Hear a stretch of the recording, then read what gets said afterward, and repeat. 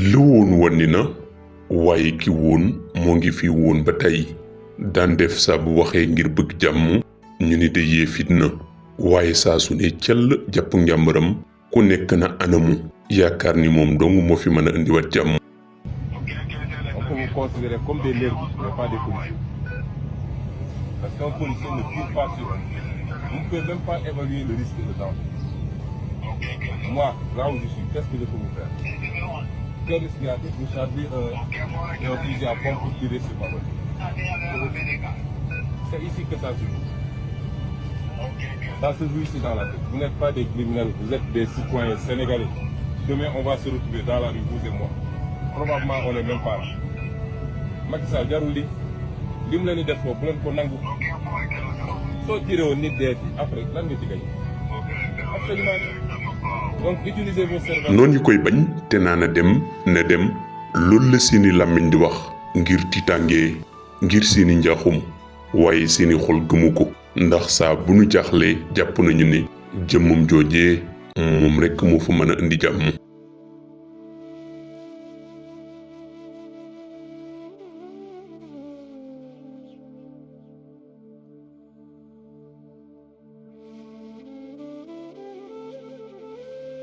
soppe yi jëmm ji wéetal leen lool ba saa sunu xëyee di jooru ba fa seen baat yam nan ko namm naa la su ma waxee loolu xëy na di ngeen xam kan mooy kooka. mbokk yi ma dellu présenté sa bopp mooy maa ngi tudd Ousmane Sonko am lu toll ci ñeent fukki at ak ñeent di sénégalais boo xam ne mën naa wax fii ni ma ko waxee woon keroog bi ñu may génne ci fonction publique ma def sama déclaration de patrimoine publier ko ni bokkuma ci sénégalais yi nga xam ne sénégalais yu riche lañu mënoon naa nag bokk tey ci ñu yor ay millions wala ay milliards biir Sénégal ndax nekkoon naa ci position yu ma ko permettre te bëri na ñu ma ko bokkaloon tey ñenn ñi sax ànd ak Macky Sall te duma la ne ay millionnaires lañu waaye ay milliardaires lañu waaye dama def option mooy ci sama dund ñaanuma yàlla def benn xeetu compromission boo xam ne dina jëmale nit ci lu ñaaw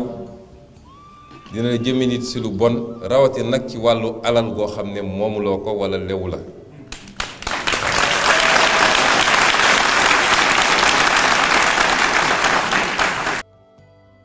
mu ngi juddu fukki fan ak juróom ci weeru juillet atum 1974 ca Ceeskaay benn dëkk ñaari gaar di nitu diine di yëngu ci politique waaye di woon kenn ci administration bu Sénégal waaye gën na ràññeekoo ci impôt et domaine nekk na député ci assemblée nationale bu Sénégal ci atum 2017 jàpp 2022 waaye nekk na maire ci dëkk bii di Ziguinchor la ko dale atum 2022 muy 2022 mu njiitul patriote africaine du Sénégal pour le travail éthique et la fraternité ñu di ko tënki ci Pastef ba ni ñuy jéema dissoudre parti bii ci juillet 2023. balaa nuy wéyale géew nettali bi dañu lay invité ci sunu chaîne YouTube bii di Mbor TV bu fekkente ni abonné go gaawal abonné waaye itam nga like suñu vidéo bii te soo amee xalaat bu rafet nga wax nu ko ci commentaire yi saa soo xamee ni lu jëm ci histoire muy Mbor lu jëm ci wàllu biographie yenn ci personnalité yi waaye itam lu jëm ci culture civilisation yu xeet yi dina topp ci sunu chaîne YouTube bii di Mbor TV lépp dañ la ko firi fàcceel ci làkku wolof. biographie ku mel ni kii di Lat Joor ak histoire am boo àggee di nga ko fekk ci suñu playlist yi ci sunu chaîne YouTube bii ñuy wax ak yéen waaye nag bu dee ni lu jëm ci wàllu investigation ak recherche yi ñuy amal daf lay soxal loolu nu ngi leen koy yaatale ci seen bu jagu ñu tuddee ko Xalam TV waaye itam bu dee lu soxal matière scientifique yi mboolem lu aju ci science am na sunu chaîne bu ñu tuddee Xamtu TV science bu àggee di nga fa fekk mboolem lu soxal matière scientifique yi waaye lépp ñu leen koy defal ci làkku wolof kon da ngay daal di abonné ci bu mu ci chaîne yi njëm yi dina la yitteel waaye soo bëggee saa sunu dugalee vidéo nga jot ci nga boole di like soo amee xalaat nga jotal lu ko ci commentaire yi. suñuy maam égyptiens yi ñu bëgg a gëm ni ay nit ñu weex la ñu woon c'est faux naar yi ñu ngi ñëw Égypte pour andi islam bu dee wax ni d'accord ma ci franc CFA moo tax ñu naan da ngaa contre France kon maa njëkk a contre France ndax d'accord ma ci franc CFA baaxul ci suñu réew. bu dee wax ni suñu or ak suñu zircon ak suñu lii dañ ko war a téye suñu réew mu njëkk ñoo jëriñ keneen koy ñëw liggéey dina ci am li mu ciy am waaye du yóbbu lépp bu dee loolu moo tax ñu da ngaa contre nit ñi dama leen a contre. ñii wër di dem ci kër sëñ si naan leen kii dafa contre lii dafa contre lii li ñu war a xool mooy man ak ñoom kan moo gën a dëppook sëñ si li sëñ si doon xeex kan moo koy xeex tey. tey soo bëggoon laajte benn africain soo ñëwoon ne Sénégal yi léegi yow xam nañ depuis colonisation bi tubaab bi ñëwee ak yooyu xam nañ histoire bi à peu près mais lan moo amoon avant c'est rare nga benn jeune sénégalais mun laa wax mais pour ñu mun a def loolu il faut ñu dellu fu gën a sori te loolu mënul yem ci Sénégal il faut ñu dellu ci Égypte antique 7e millénaire avant Jésus-Christ ñu dellu foofu ñu ne ñun ñooy ñan suñuy maam égyptiens yi ñu bëgg a gëmloo ni ay nit ñu weex la ñu woon c'est faux naar yi ñu ngi ñëw Égypte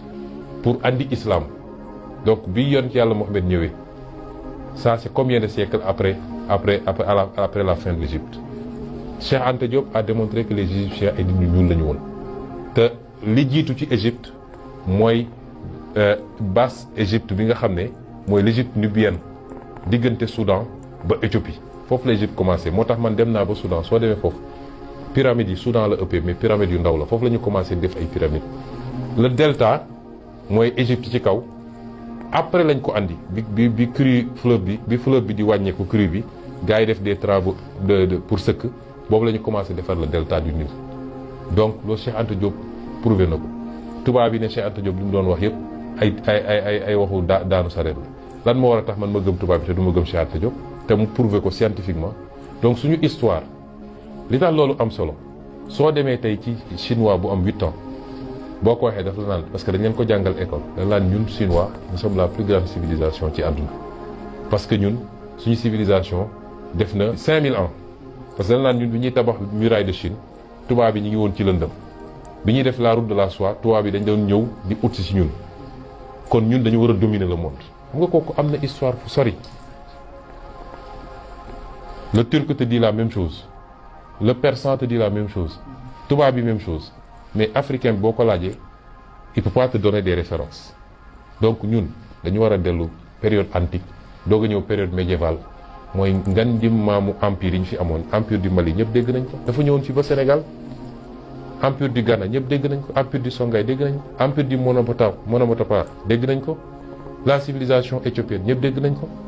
mais est-ce que ñu ngi koy jàngal suñuy doom ak suñuy sët il faut ñu dellu ci loolu parce que nit da ngay am fierté ni samay maam defoon nañu lu rëy ba jiitu àdduna kon man dama war a mën a def lu rëy ba jiituwaat àdduna loolu la chinois yi def loolu la keneen di def et donc il faut ñu reconnecter et ça ñi am xalaat boobu yëpp ak gis-gis boobu ci Afrique ñu ngi liggéey pour bokk benn international mu des nag soo amee discours boobu dañu naan yow defal attention yow tubaab bi nañ la pexeel yow lii ñun contre ñu kenn chaque jour ma wax ko waaye nag sama bopp la gënal tekkiwul ñu bañ naa la mëntuñu nangu ñu ñëw di ñu noot di nangu suñuy alal te suñuy doom bu ñu bëggee dem foofu ñu ne kenn du fa dem bu dee wax ni d'accord ma ci franc CFA moo tax ñu naan da ngaa contre France kon maa njëkk a contre France ndax d'accord ma ci franc CFA baaxul ci suñu réew. bu dee wax ni suñu or ak suñu zircon ak suñu lii dañ ko war a téye suñu réew mu njëkk ñoo jëriñ keneen kuy ñëw liggéey dina ci am li mu ciy am waaye du yóbbu lépp bu dee loolu moo tax ñu da ngaa contre nit ñi dama leen a contre te réewu àdduna yu développé yëpp nag noonu la ñuy doxee. kon loolu aspect bu am solo la ci suñu gis-gisu politique te dañ ko assumer di ci tàggat nit ndaw ñi ñu àndal parce que dañu bëgg ñu amaat seen dignité la dellu si waat ci suñuy valeur xam ni kenn gënuñu intelligent kenn ëpp ñu xel kenn li may wax nii Cheikh Amadou Bamba wax na ko El Hadj Malick wax na ko keneen ak keneen wax na ko ñii wër di dem ci kër sëñ si naan leen kii dafa contre lii dafa contre lii li ñu war a xool mooy man ak ñoom kan moo gën a dëppook sëñ si li sëñ si doon xeex kan moo koy xeex tey buñ ko génne woon léegi xam ni ñun ak ñoom bokkuñu. nekkoon na candidat ci élection présidentielle atum 2019 sous la bannière de la coalition Sonko président waaye ca nañu attee yu yële élection mu jël 3e position ci ñoom nañu ko waxee mu am 15,67% ci ay voix mu siqoon boobali jongante ak juróom waaye jël ñetteelu taxawaay ba ginnaaw Macky Sall ak Idrissa Seck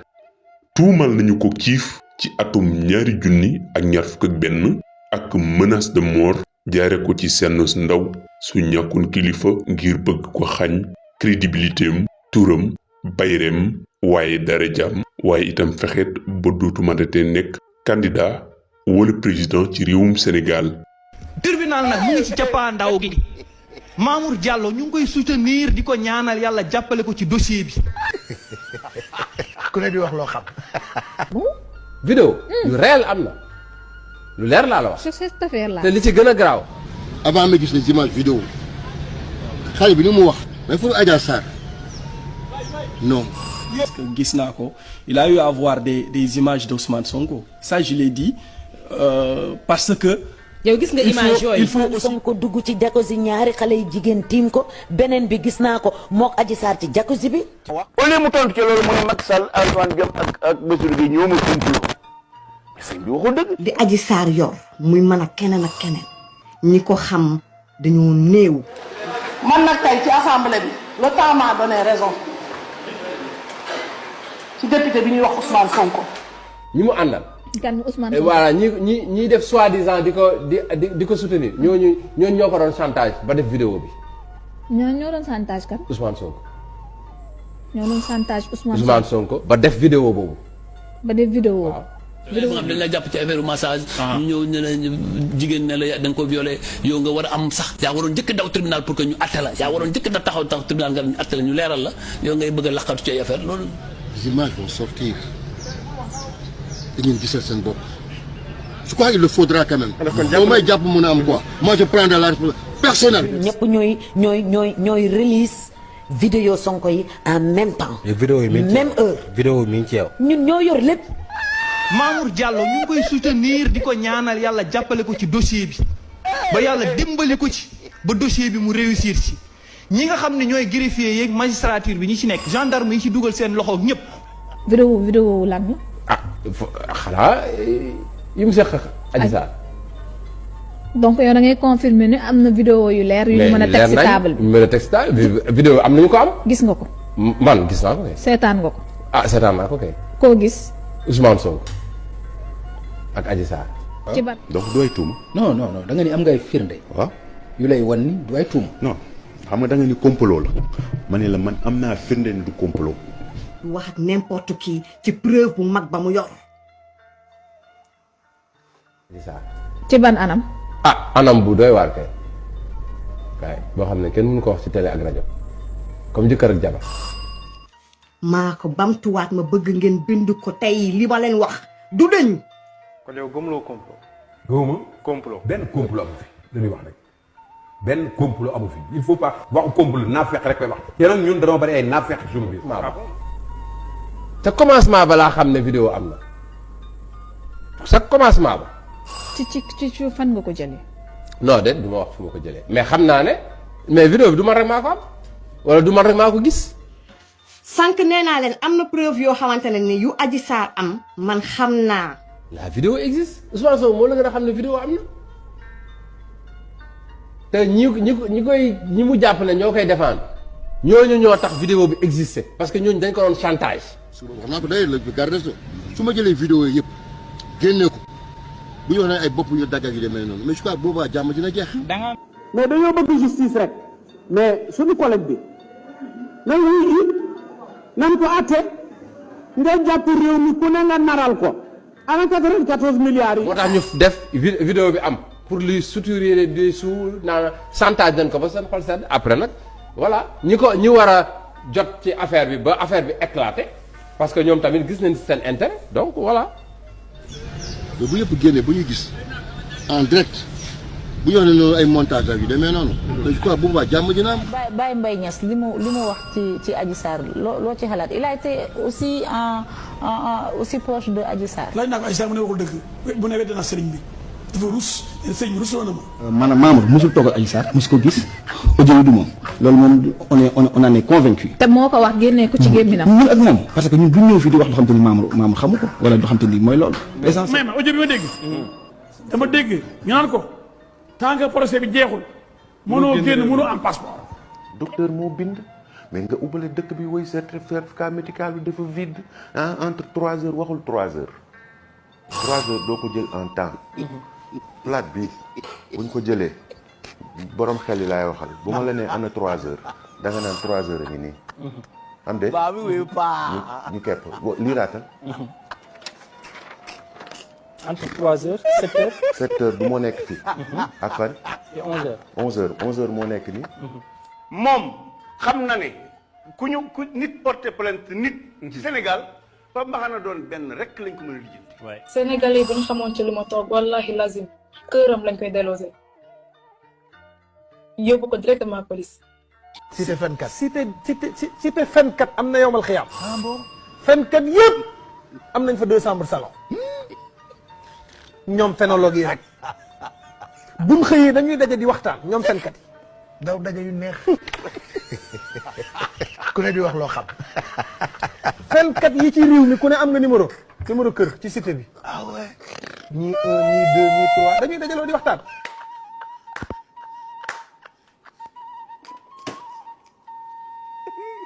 viewers apologize am continue. waaye ginnaaw bi ñu ko defee lu leen neex. jagat-jagatee yóbbu indi. wuy jil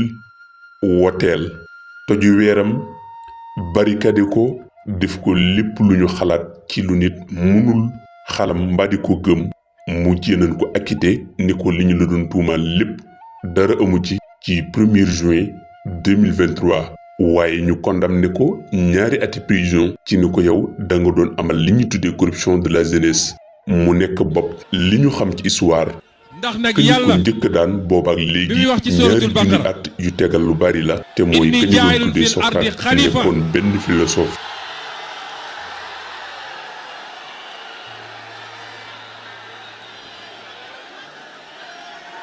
bi mu koy wax xam ngeen xalifa boobu mooy lan kenn ku nekk ci ñun ñi xalifa la xalifa nag mooy fa nga dëkk sa kër gi nga dëkk ci koñ bi nga dëkk ci commune bi nga dëkk ci réew mi nga dëkk foofu la sa devoir njëkk a nekk ñun ay sénégalais lañu kenn sant ñu ñu dem defar France wala Japon wala États-Unis ñun Sénégal lañu war a defar bu ñu demee ci kanam borom bi dinañu laaj njëkk ngeen defoon ak seen réew moom ma leen bàyyi woon yéen loolu ngeen moo tax ngeen toog fii ba heure bi loolu nag la Macky Sall ne tey foog mu dakkal ko loolu la Macky Sall ne tey faw rek mu dakkal ko bi ñu demee ba gis ni diabolisation bi doxul ñu gis ni lañ doon wër ci ay dossier pour mën na ne mës naa jël dërëm fii wala la ne amul ñu ne kon nañ ko organiser ab complot déglu leen ma bu baax ma wax leen ñu ne nañ ko organiser al complot fi ñu fële moo gën a bon fi ñu njëkk a essayé sax mbokk yi ñaari at a ngi nii waxuma ko pour jooytu de du ngeen mës a gis Ousmane Sonko jooytu du ngeen ko mës a dégg xam ngeen ndax lan man yàlla laa gëm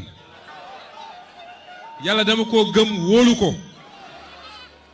dama koo gëm wóolu ko moom kese nag ma jël sama lépp teg ko ci loxoom lu ñëw rek mooma bu neexee mooma bu naqaree moom la bu neexee alhamdulilahi bi ni'matihi rek bu naqaree alhamdulilahi ala kulli xaal waaye lépp moom la rek moo tax waxuma pour jooytu waaye ñaari at yi weesu Macky Sall ak ñi mu àndal teg nañ ñu man ak sama njaboot teg nañu injustice boo xam ne teg nañ ñu ay métit yoo xam ne yàlla rek moo ko xam ñu muñee ko yàlla nag ndax ku mu ngir yàlla rek yàlla jeexal ko.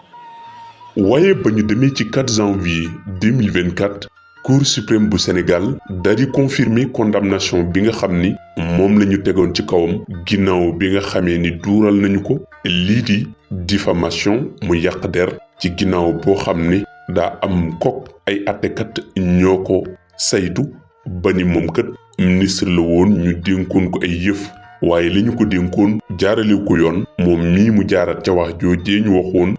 que ñuy tuddee Mame Mbaye Niang nekkoon ki nga xam ni mooy sujet bi daal di koy kalaame ngir ñu bëgg koo fexe amal gàkk-gàkk boo xam ne dana ko tere dem ca joŋante njiiti réew ya ginnaaw ba ñu amale ay recours ñoom ñii di cour suprême ñu daal di mujjee dëggal ni daan yooyu ñu tegoon ci kawam dañ koy dëggal. li ñuy topp Ousmane Sonko depuis mars 2021. Commando Pastef. Force spéciale. Terroriste. Association de malfaiteurs. Atteinte à la sûreté de l'État. Provocation à un attroupement armé. Actes et manœuvres de nature à compromettre la sécurité publique et à occasionner des troubles politiques graves. Troubles à l'ordre public. Destruction de biens publics et privés. Violence et voies de fait commises sur des agents de la force publique dans l'exercice de leurs fonctions. Aux responsables du MF. ginnaaw ba ñu demee ci njongante njiiti réew yi amul woon dara lu ko teree mën a nekk candidat ba dossier am daal di ne dugg ca foofee di conseil constitutionnel waaye dañu ko mujjee xañ mu nekk candidat ginnaaw ba nga xamee ni cour suprême gaawantu nañu ak seen wayndare muy seen dossier ni ko jabax ca biir këru conseil constitutionnel ngir ni leen kii nga xam ni kat seet na wicc ba dara tëru mënu koo tere nekk candidat ci casier judiciaire am léegi indil nañ leen benn daan boo xam ni confirmé nañu ko ci ni kat moom waxoon na waa joojee ñu tuumaala ni dafa jël lu mu moomul léegi nee nañ dafa yàq deram ak ndonta kokk kat amunu dara sax lu ko mën a. loolu du neen man dama ko gëm dama gëm ni yàlla li mu namm ci Sénégal ci ñun ñii lay jaar waxuma ci man de ci ñun ñii lay jaar. ci noonu ne la ko conseil constitutionnel daal di gàntal candidature boobee ca 20 janvier 2024 ginnaaw ba ñuy publier liste définitive yi ca lañ ko xajji ca biir mbooloom ñi nga xam ni ñoo war a ne nekki la wax ci élection présidentielle 2024 te moo ne day laata lii jëm nañu xool ay wuntu yu bari maanaam ay pexe ngir gàntal ko ci yeneeni warab bokk na ca foofa muy DG. waaye ginnaaw bi lii lépp amee noon bi jàppoon ni jekk na na xalaatam yépp moo di woon su éliminé kii di Ousmane Sonko ci la lépp di jeex waaye bi mu ko defee rek ndeketewoo foofu la mbir ma di door di tàmbalee muy début de l'histoire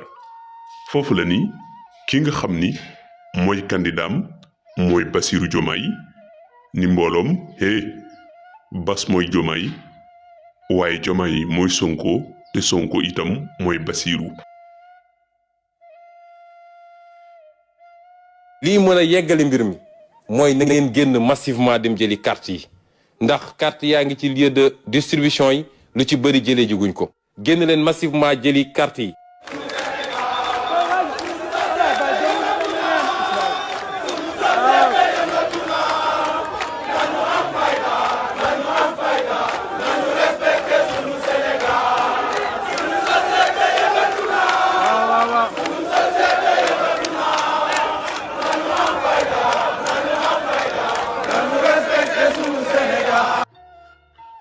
ginnaaw bi mu bërali kat yu ni mel la mbooloo mi yépp tëb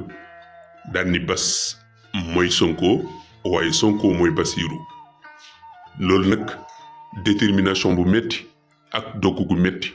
daal di jël fiti ñi nga xam ne ñu autorité yi ñu xalaat ni kon lii bu ñu ci demee élection seen candidat du am dara waaye Bas mi moo jël réew mi te bu Bas jëlee réew mi day mel ni Sonko moo jël réew mi te ñoom def nañ ay njaaxum ak ay toxi doonu yoo xam ni seen fit dalul benn yoon ci ne lii kat bu woyee ba kii di bas jël réew mi mbaa du leen topp ci ñaawte fi ñu fi defoon ñëpp ñi ñu dugaloon ci kaso bi ak alal yi nga xam ni moom la ñu ràndaloon yi ñu sàccoon waaye itam scandale yi fi xew yépp ba tax na ñu naan ni kon dañuy jiima annuler élection yi tàmbaliwaat processus bi ngir nag man cee segg ñi nga xam ni ñoom la ñu bëgg ñu bokk ñi ñu bëggul ñu bokk ñu jiim leen a éliminer daal di nag teg benn deal ak ñi nga xam ni ñooy ñooñ PDF ñooñ PDS ngir daal di bëgg nag jeexal mbir mi waaye mbir mi di des ci loxol système bi waaye Sonko ak ay mbokkam ak mboolem ñi nga xam ni ñoom ñoo leen doon soutenir ñu des ci kaso bi waaye itam ñu ñàkk mboolem li ñu amoon ak seeni àq ak yelleef. bu ñu àggee ci élection rek ñu ne waaw dañ koy reporter du yàgg mukk ba mu nelaw ba gént reporter son propre mandat parce que les Sénégalais iront tout bonnement au palais déloger ko mu génn suñu palais. te kenn bëggul xeex ñun jàmm rek lañu bëgg ci réew yàlla nañu ko yàlla may waaye jàmm lu ñuy dox la. te ñaan nañu yàlla réew bu naree tegu suñu loxo na doon ci jàmm waaye bis bu ñu bëggee yegg fenn fi bu soobee yàlla lim leen ko jaral rek dinañu jaral lu ko ëpp téeméeri junni yoon. bëgg jàmm terewul xeex bu dee xeex fi sës bu dee xeex moo lay jox jàmm ji nga war a am bu boobaa diine sax daf laa digal ni da ngaa war a tax. waaye bokk yi nag ñu lay tooñ nga ne yàccaaral itam dafa xaraam ndax su yàggee di na jaay ci sa kaw noote la dammute la te dañ la fa war na bàyyi ngay jaamu yàlla moo tax suñ la tooñee war ngaa mën a jéggale wala man sabara wa gafara inna dalika la min azmi al umur.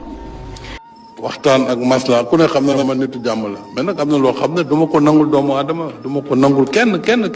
ñoo ngi ne tëj ragal taxul bis bu ne ñu song suñuy nit ñu ne tëj ragal taxul Sénégal yi dañ leen dénkoon ndénkaane bi jeex na nañu rafetal seen dem moo ëpp solo waaye taal réew mi créé kaw pour mun a toog loolu amul njëriñ te bokkul ci bëgg réew mi. diirub lii nag ginnaaw bi nga xamee ni wax nañ waxi report ñi nga xam ni ñooy toñkat yi ñoo ngi doon def lépp lu ñu man jàpp doomi réew mi di dugal ci kaso bi ba dugal ci li toll 2 junniy nit waaye itam yemuñu ca di jiima xuppe ak a jiima tiitalee waaye itam nekk ci logique bi ñu nekk mayu ñu benn yoon askan wi ñu mën a wone seenu naqar ak seenu ñàkk ànd ci dogal yi kii nga xam ni mooy ki def boppam buur. na dem d'abord loolu dafa xewi bu fi dara na dem loolu taxuma dem de na dem d'abord. waaye nag yàlla fekk siw ko ci la mu bëgg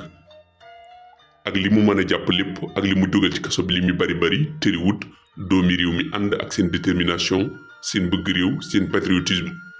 waaye itam am kóllëre ci ki nga xam ni moo xare woon ba dugg kaso ñu ni ko nag duñu la bàyyi waaye itam ñi nga xam ni sacrifié nañ seen life ngir jëmbal projet bi ñu ni leen na ngeen xam ni seen déegoo gu ngeen dee ngir liggéeyal yàlla waaye ngir liggéeyal seen réew na ngeen xam ni du ñu taxaw temm ci jeexal lépp. fi président Macky Sall mi nga xamante ne jeexal na ak ñëpp ñu mu àndal ak quel que soit candidat bu mu jël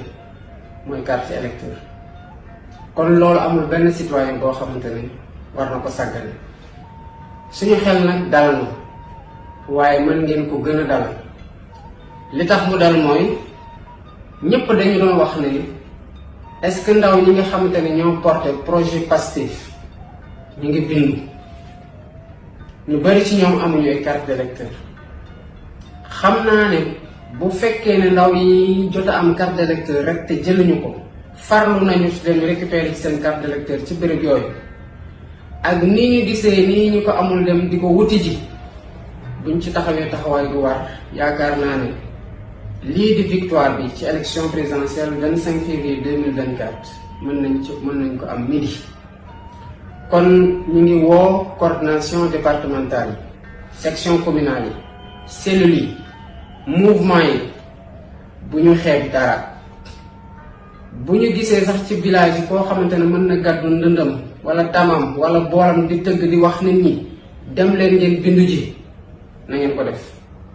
bu ngeen gisee kenn koo xamante ne mën ngeen ko jox micro yi ambulant yi di yore muy dox di ko wax na ngeen ko def bu ngeen mënee teg seen sono ci oto ñuy wër di wax nit ñi fan la ñuy bindoo ak lañu benn ngànnaay rek la ñuy am pour jële fii président Macky Sall mi nga xamante ne jeexal na ak ñëpp ñu mu àndal ak quel que soit candidat bu mu jël mooy carte électeur kon loolu amul benn citoyen boo xamante ne war na ko sàggane suñu xel nag dal na waaye mën ngeen ko gën a dal li tax mu dal mooy ñëpp dañu doon wax ne est-ce que ndaw ñi nga xamante ne ñoo porté projet Pastef ñu ngi bindu ñu bari ci ñoom amuñu ay carte d'électeur xam naa ne bu fekkee ne ndaw yi jot a am carte d'électeur rek te jëluñu ko farlu nañu ci dem récupérer ci seen carte d'électeur ci béréb yooyu ak ni ñu gisee nii ñu ko amul dem di ko wuti ji buñ ci taxawee taxawaay bu war yaakaar naa ne lii di victoire bi ci élection présidentielle 25 février 2024 mën nañ ko am midi. kon ñu ngi woo coordination départementale yi section communale yi cellules yi mouvement yi bu ñu xeeb dara bu ñu gisee sax ci village yi koo xamante ne mën na gàddu ndëndam wala tamam wala booram di tëgg di wax nit ñi dem leen ngeen bindu ji na ngeen ko def bu ngeen gisee kenn koo xamante ne mën ngeen ko jox micro yi ambulant yi di yore muy dox di ko wax na ngeen ko def bu ngeen mënee teg seen sono ci oto ñuy wër di wax nit ñi fan la ñuy bindoo ak lañu benn ngànnaay rek la ñuy am. parce que fii suñuy wax père fondateur ça n'a pas été facile mooy seen bakkan seen alal seeni njaboot lépp accepté woon nañ ko sacrifier ci loo xam ne leeroon na leen ni ñoom du ñu fekk njëriñ ga pour que seeni sëtaat mun a nekk ci réew mu mel ni tey nga xam ne ku fi dugg si rek xam ni lii caaxaan defaru ko. Sénégal nag defe naa suñu benn kilifa gu diine gu mag a mag wax na ko ci fan yii rek mooy réew la boo xam ne jàpp nañ ni po ak caaxaan ak naxante ak luubal war na ko mën a tabax suñu responsabilité ñun ñépp la parce que kenn ku nekk ci ñun am nga ci responsabilité à des degrés variables du rek homme politique yi parce que homme politique yi duñu fal seen bopp naam ku doom dem ba jàpp ni am nga loo ëppale loo yaakaar ni ëppale nga ko ci jikko ak ci xam-xam ba ne dama bëgg a yor am réew war nga am loo wone lu uteeg li ñuy xaar ci citoyen lambda bi l'homme politique la ñuy xaar ci moom parce que askan woo gis am na ay qualité am na ay défaut la ñuy xaar ci moom mooy mu yëkkati qualité askan wi gën koo dëgëral ba ñépp gis ko waaye ci beneen fànn bi mu dimbali askan wi ci li nga xam ne ay défaut am lañu ay faiblesse lañu malheureusement suñuy homme politique dañuy fekk lii point faible askan wi ñu gën a aggraver foofu ñun suñuy maam duñu woon ay jullit duñu woon ay catholique ay ceddo lañu woon waaye li ñuy woote ci jikko yépp te soo seetee suñuy kàllaama mu am baat yu koy symboliser ci jom ci fulla ci kersa ci kóllëre ci leneen ak leneen ñoom ñoo ko conceptualiser woon te doon ko dund ceddo démb moo gën a dëggu foofu jullitu tey ndax suñ la joxaan seen kàddu duñu dellu gannaaw bañ nañ buñ daañ dem yenn xare yi mu leer leen ni les chances de succès bëriwul pour bañ a wëlbatiku wala daw dañuy jël suuf dugal seen pantalon parce que daw gàcce la woon tey nag juróom yoo fi àndal bu lacrymogène tàkkee ba wëlbatikoo doo gis kenn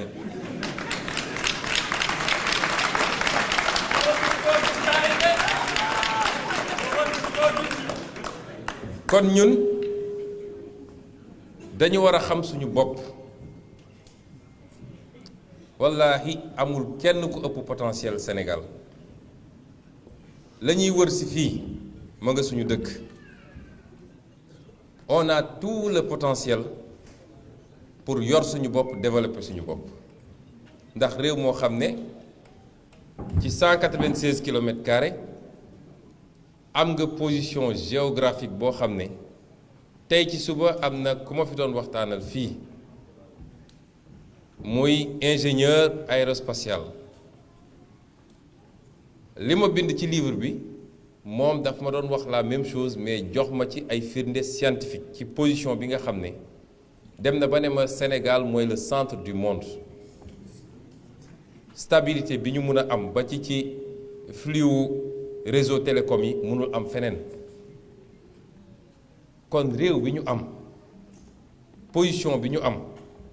ba pare ñu amee ko ci anam goo xam ne ca kanam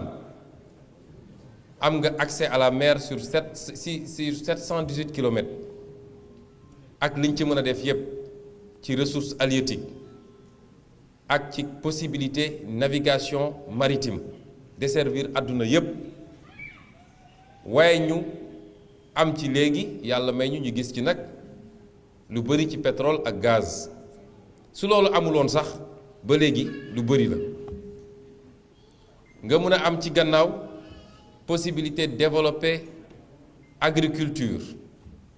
ndax suñu suuf nangu na te yaatu na am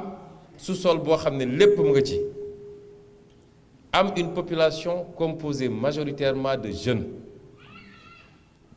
keroog dama dem ambassade Allemagne di waxtaan ak ambassadeur Allemagne bi mu ne ma li ma mënul comprendre mooy yéen nu ngeen amee population majoritairement jeune et vous ne faites rien de cette jeunesse pour construire votre pays.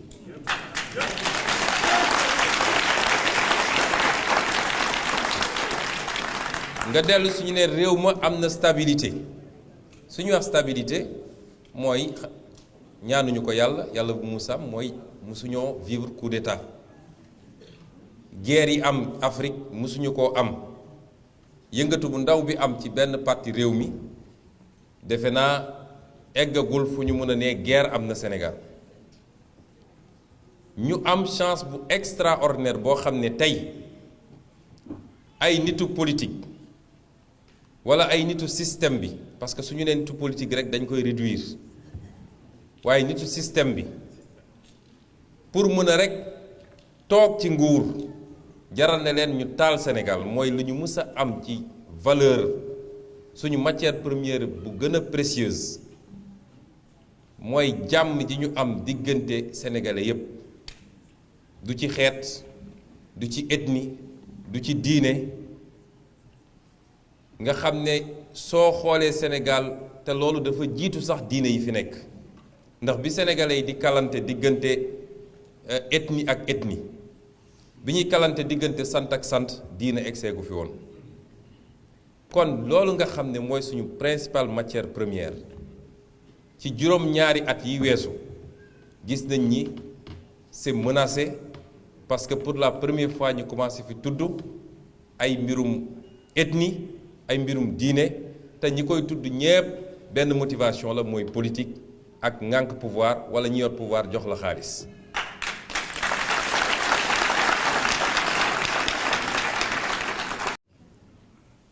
mais suñu potentiel yooyu yépp ñu am mënuñu cee jot parce que dafa am benn bataille boo xam ne on l'a perdu depuis l'indépendance wala avant l'indépendance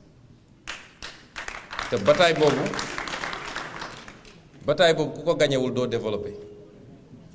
mooy le combat pour la souveraineté nationale.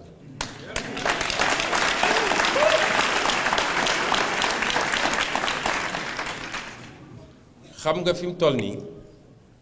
ñun dañoo nax noot ñu ci bépp fan defe naa suñu xel yi lañu pompé te li ci ëpp nag mooy ñi ñuy woowe intellectuel ngeen baal ma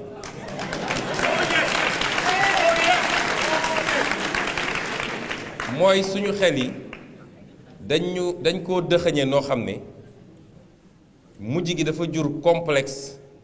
bu ñu yóbbu ci li ñuy wax servitude volontaire mooy ñun nit ñi soxlaatu ñu noot ñun ñoo ñëw livrer suñu bopp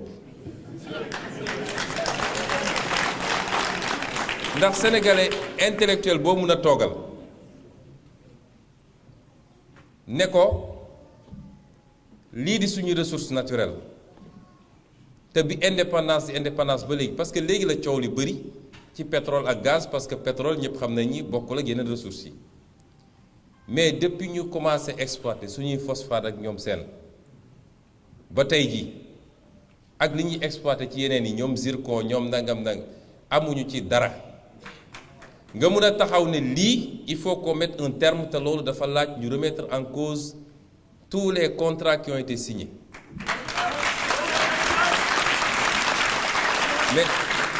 mais boo ko waxee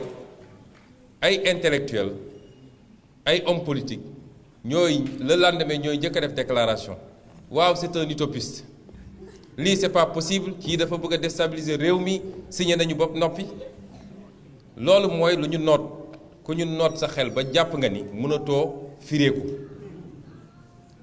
koo ci ne monnaie bii ñu yor franc CFA baaxul ci ñun te duñu mus a développé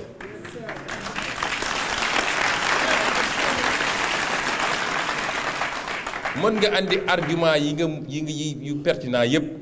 mais moom niñ ko formaté gëmul ni ñun war nañoo mun a génn ci franc CFA parce que jàpp na ni franc CFA donc France moo yor suñu stabilité ñun waa soo nekkee ci continent boo xam ne lu ëpp 50 pays ngi ci 16 pays ñoo am franc CFA te gëñu ñoo développé benn pays nag suñu voisins yi ñu nekkal yépp yor seeni monnaie di liggéey plus de 40 pays Afrique yor seen monnaie di liggéey te tey suñuy tudd pays yi def véritablement percé Botswana lañ lay wax Malawi lañ lay wax Rwanda lañ lay wax Ghana lañ lay wax doo ci dégg benn pays bu am franc CFA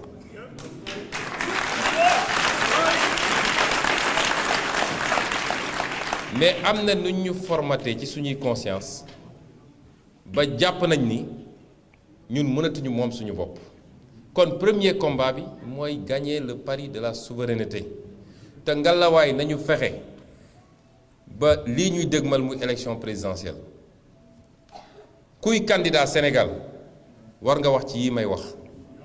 ba pare wax ci position bu leer nañ parce que fexe woon nañu ba def ko des sujets tabous man de maa ngi Sénégal bi ma commencé ràññee ba tey musuma dégg des débats programmatiques sur question yi te lii rek nag mooy suñu problème du quelle politique agricole quelle politique soo réglé wul les questions de souveraineté ba mun a moom sa bopp ba nga xam ne lii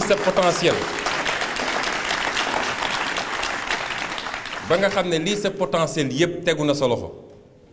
mun nga fi nekk def des professions de foi mais bis ñu joxee réew mi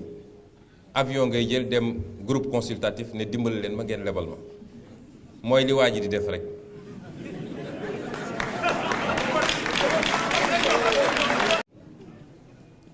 débat bi ñu war a am sur le modèle économique ñun dañoo bind téere ne lii mooy suñu modèle économique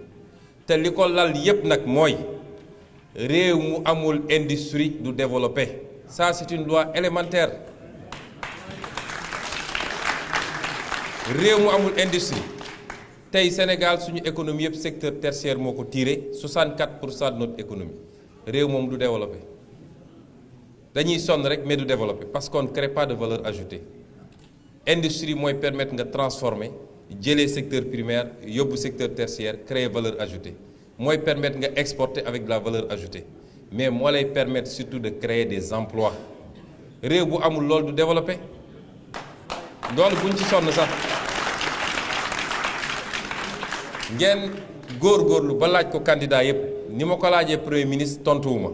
ñu teg ci diir ministre des finances ñëw ma laaj ko tontuwuma nee na ma ñun bu ñu réglé loolu ba noppi mun nañu dak doog a wax suñuy filière agriculture commerce moo tax li président Macky Sall def dem signer les accords de partenariat économique chaque jour ma wax ko loolu boo ko booleeg li mu def ci suñu pétrole c'est de la haute trahison contre le peuple sénégalais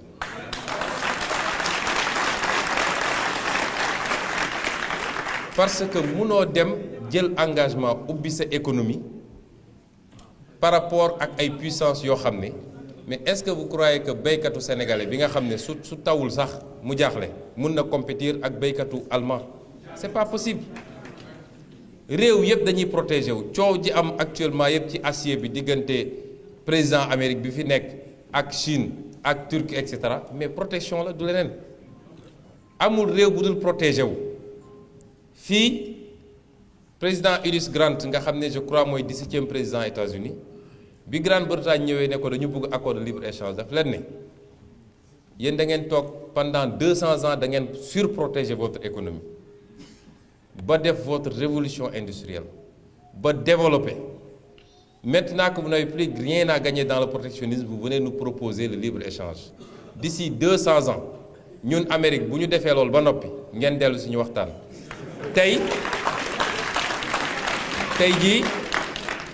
tey jii le traité transatlantique pour le libre-échange Amérique mooy forcer Union européenne ne baaxul ci ñun. loolu mooy la réalité économique mondiale. Mais Macky Sall n'a rien compris à ça li Ablaye Wade bañ pendant 8 ans ne du ma ko signé keroog bi mu toogee la jël avion dem signé ko.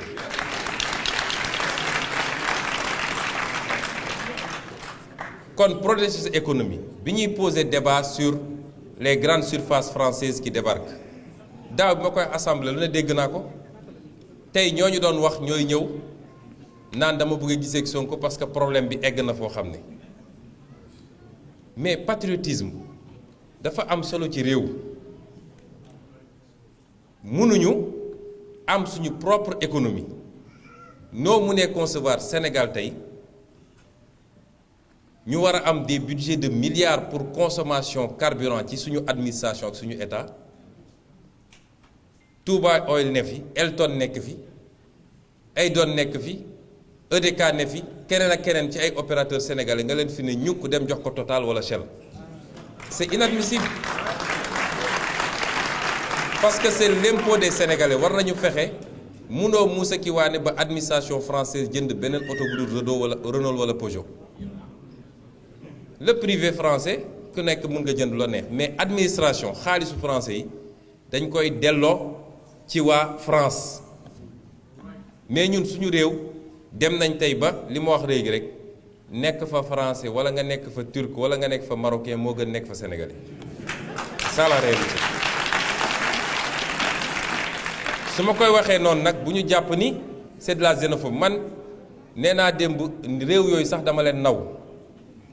on n'a rien à dire à ces pays dañoo xam li ñu bëgg am seen fulla di def li ñu war a def ñun ñoo amul fulla c'est simple tey ñun suñu amoon fulla ba defar suñu réew ba mu mel ni mu mar a mel dañu war a am les mêmes ambitions ci ay réewu Afrique dem fa suñuy entrepreneur di fa jël des parts de marché kon réew mu ne yaa war a identifier say intérêt nga défendre ko pour tes populations. combat naka lañ ko war a defee combat pour la gouvernance Sénégal li fa nekk ci luubal li fa nekk ci randal loolu mooy premier terme yi parce que wax naa ko démb un citoyen ordinaire bu jëlee ginaar ñu ne dafa sàcc un ministre wala un directeur wala un fonctionnaire bu jëlee ay milliards ñu ne dafa détourné waaw kii dafa sàcc kii dafa randal mais li xew Sénégal defe naa xewul ci benn réew j'exagère nag parce que Afrique moom mooy loolu rek mais li xew ci réew mi egg na niveau boo xam ne ci surfacturation de marché public ci détournement de deniers publics ci commission yi ñuy percevoir ci yii ñuy def nii nit mun a war a fay nangami impôt benn waay toog fee ne man maa ko annuler ci ay multinationales fi mbir mi toll am na yu ma bind ci livre bi ne rien que sur les marchés publics bu ñu arrêté woon wala ñu freiner les surfacturations c'est minimum 300 milliards d'économies par année te loolu ay nit a koy séddoo ay politiciens ay hauts fonctionnaires Afrique et particulièrement Sénégal mooy réew moo xam ne lenn ci hauts fonctionnaires yi